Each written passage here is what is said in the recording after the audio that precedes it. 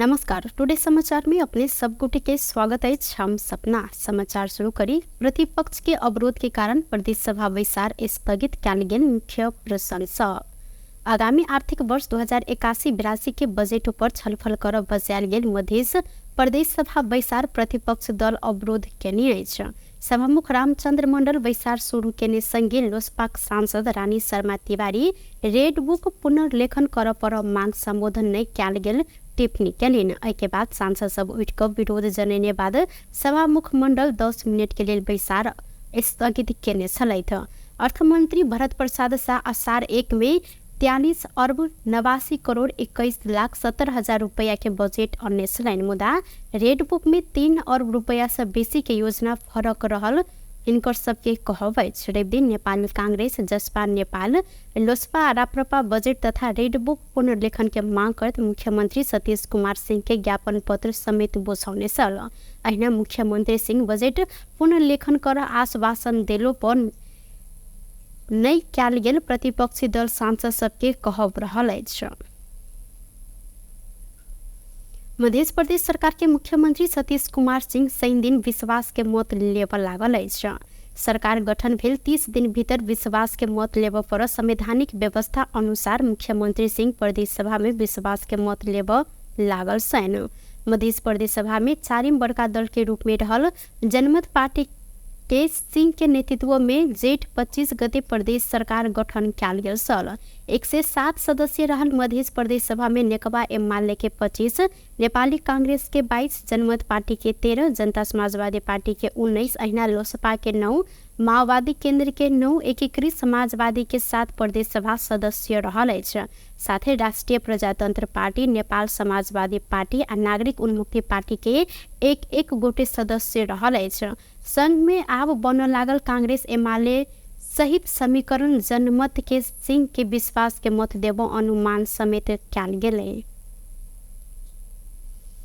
नेकपा एकीकृत समाजवादी के नवनिर्वाचित पदाधिकारी तथा केंद्रीय सदस्य सब शपथ लेने छथि।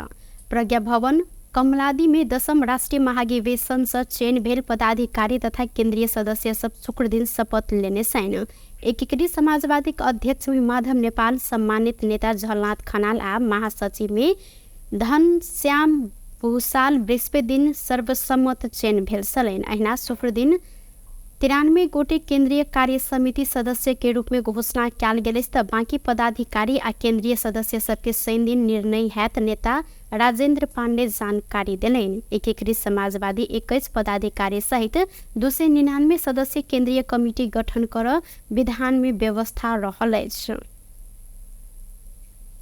गृह मंत्रालय विपद प्रतिक्रिया में उच्च प्राथमिकता के साथ समन्वयात्मक कार्य कर प्रमुख जिला अधिकारी के निर्देशन देने अछि।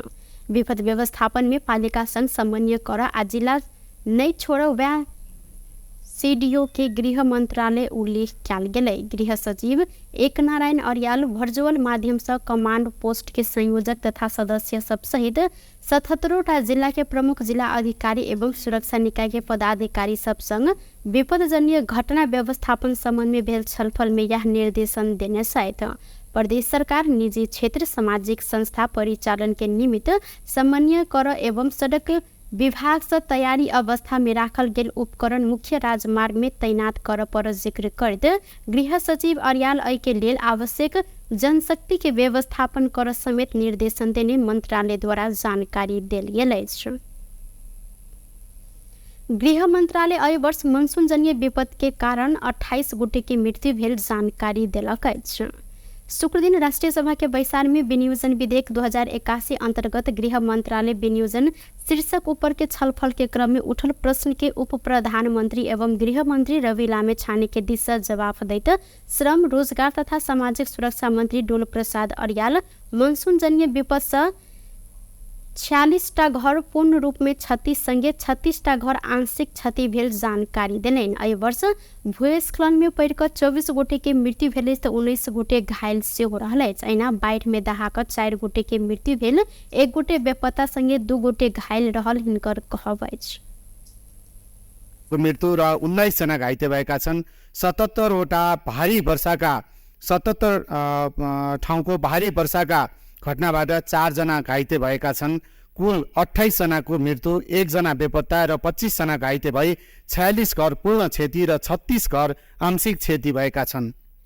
चट्याङबाट 32 जिल्ला प्रभावित भई 93 चट्याङका घटना घटेका छन्, जसबाट 19 जनाको मृत्यु, 35 जना घाइते भएका छन्।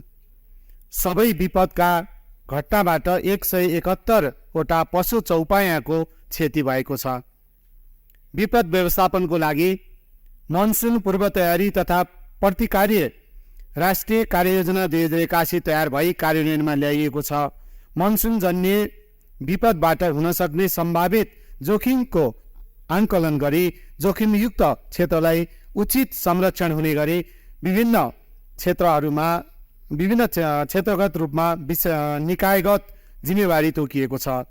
जिल्लाको प्रमुख जिल्ला अधिकारीको अध्यक्षतामा रहने जिल्ला विपद व्यवस्थापन समितिद्वारा आवश्यक पूर्व तयारी गरिएको बेहोरा सम्मानित सभा समक्ष अनुरोध गर्दछु। सबै सरकारवाला निकायसँगको समन्वय र सहकार्यमा मनसुन पूर्व तयारी तथा प्रतिकार्य राष्ट्रिय कार्ययोजना तर्जुमा गरी कार्यान्वयनमा रहेको कमान्ड पोस्ट गठन भई निरन्तर कार्यान्वयनमा रहेको छ। जिल्ला विपद ऐना जिला विपद व्यवस्थापन कोष से मृतक के परिवार के 5 लाख, प्रदेश सरकार से प्राप्त 3 लाख तथा दैनिक उपभोग्य वस्तु उपलब्ध कराव मंत्री अर्याल जानकारी दिले थे। शिक्षा विज्ञान तथा प्रविधि मंत्री सोमनाथ श्रेष्ठ शिक्षा क्षेत्र के राजनीतिक हस्तक्षेप मुक्त बनाव लेल सबके सहयोग आवश्यक रहल जिक्र केलिन। राष्ट्रीय सभा के शुक्र दिन के बैठक में विनियोजन विधेयक 2081 ऊपर के छलफल में उठल प्रश्न के जवाब देते मंत्री श्रेष्ठ शिक्षा के कोनो राजनीतिक दल के जिम्मेवारी वा सदस्य में नहीं राखल जिक्र करित एके लेल राजनीतिक दल के सहयोग के आवश्यकता रहल जिक्र केलिन। संघीय ओ शिक्षा के एन नियम आ निर्देशिका के पालना के लेल अनिवार्य दायित्व के रूप में आवश्यक बजट विनियोजन होब पर जोड़ देने साथ एना कमजोर देखल गेल विद्यालय सबके शैक्षिक सुधार में जोड़ देते बजट तर्जुमा कैल गेल हिनकर कहब रहल। रोजाइनी हाम्रो बोर्डर पारिका मित्र राष्ट्रबाट आउँछन्। हाम्रोमै जति पनि भौतिक पूर्वाधारको काम हुन्छ यसमा यदि हामीले नेपालीलाई प्राथमिकता दिने हो भने र यसमा अप्रेन्टिसको मोडालिटीबाट त्यो विद्यार्थीले काम पनि सिकोस् र भौतिक शिक्षालयको मार्फत थ्योरी पनि सिकेर उसलाई अन्तमा ल तिमीलाई चाहिँ अब यो काम चाहिँ गर्न आयो, तिम्रो लेभल 1 हो लेभल 2 भनेर दिने पनि त्यो गइसकेपछि त्यो विद्यार्थी त्यो गाउँको लागि तपाईँ सोच्नुहुन्छ कुनै गाउँमा तपाईँले इन्डोर प्लम्बिङ त कतिवटा गाउँमा राख्नुपर्ने छ नि होइन, टेन्डर छ त। यो अब ऊर्जा मन्त्रालयको परियोजनाहरूमा चाहिँ नि यो मोडालिटीमा अप्रेन्टिससिप मोडालिटीमा चाहिँ नि प्राथमिकता दिएर सिटिबिटीको विद्यार्थीहरूलाई प्राथमिकता दिएर उहाँले काम पनि गर्नुहुन्छ, सिप सिक्नु पनि हुन्छ र त्यो चाहिने सिप जति सिकेर थ्योरी पनि पास गर्नुभयो भने सर्टिफिकेट पनि पाउनुहुन्छ। यो गरेर बच्चीहरू को उपस्थितिमा सही पनि गरेका छौँ। यो पनि पैसा नलाग्ने एउटा पोलिसी इन्टरभेन्सन हो जसकारण हाम्रो टेक्निकल र भोकेसनल एजुकेसनले धेरै फड्को मार्छ। अर्को श्रम मन्त्रालय र उद्योग मन्त्रालयसँग सहकार्यमा यदि तपाईँले हेर्नु भने 12वटा विभिन्न मन्त्रालयमा अलिकति प्रोग्राम डुप्लिकेसन भइरहेको हो कि भनेर पनि हामीलाई लागेको थियो र यो प्रस्ताव हामीले क्याबिनेटमा पनि लग्दैछौँ। हाम्रो एकरूपता ल्याउँ, करिकुलममा एकरूपता ल्याउँ, मोनिटरिङ सिस्टममा एकरूपता ल्याउँ भनेर। ओ सिटिबिटी के पुनः संरक्षण के लिए प्रक्रिया शुरू भेल जानकारी से हो करौलिन।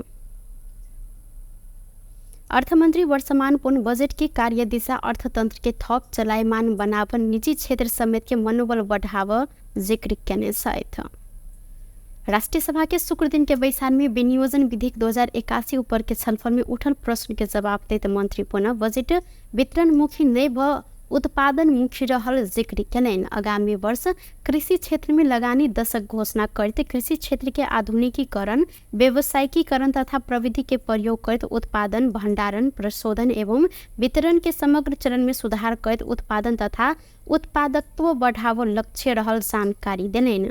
वो कृषि क्षेत्र में सरकार उच्च महत्व तथा प्राथमिकता देने उल्लेख से हो कहने साइन सरकार सब भौगोलिक क्षेत्र वर्ग समुदाय के समानुपातिक आ संतुलित विकास प्रति प्रतिबद्ध रहल हिनकर कहब अछि। 54 अर्ब 92 करोड छ भने नेपाल सरकारतर्फ वैदेशिक काउन्टरपार्ट सहित गरेर जम्मा 60 अर्ब 30 करोड बजेट रहेको छ। आगामी अब 81-82 को आर्थिक वार्षिक कार्यक्रममा समावेश गर्न करिब 8,000 योजनाहरूको माग भई आएको थियो, जसलाई 1-1 करोड मात्र विनियोजन गर्दा समेत करिब 80 अर्ब बराबर बजेट निवेदन प्राप्त सडक तथा पुलका आयोजना विनियोजन गर्नुपर्ने स्थिति रहेको थियो। यसरी प्राप्त निवेदनलाई प्राथमिकीकरण गरी माग, आवश्यकता तथा औचित्य आधारमा बजेट विनियोजन गरिएको निवेदन गर्न चाहन्छु। बजेट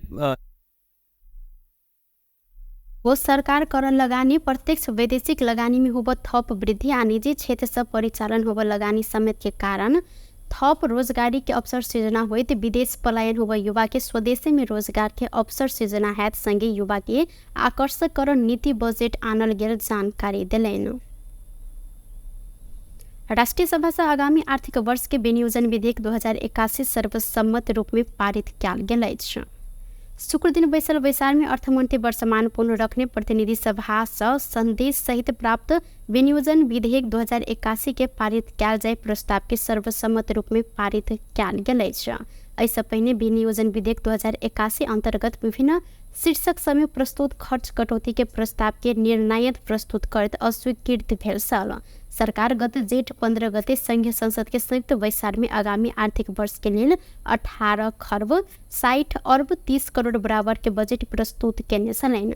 अहिना बैसार में बजेट आश्रित 3टा आर्थिक विधेयक, राष्ट्र ऋण उठाव विधेयक आ भन्सार महसूल विधेयक ऊपर विचार किया जायत प्रस्ताव सर्वसम्मत रूप में स्वीकृत भेल अछि। अहिना राष्ट्रीय सभा के दोसर बैसार रवि दिन के लिए बजायल गेलै। टुडे समाचार में अब आर्थिक संबंधी समाचार।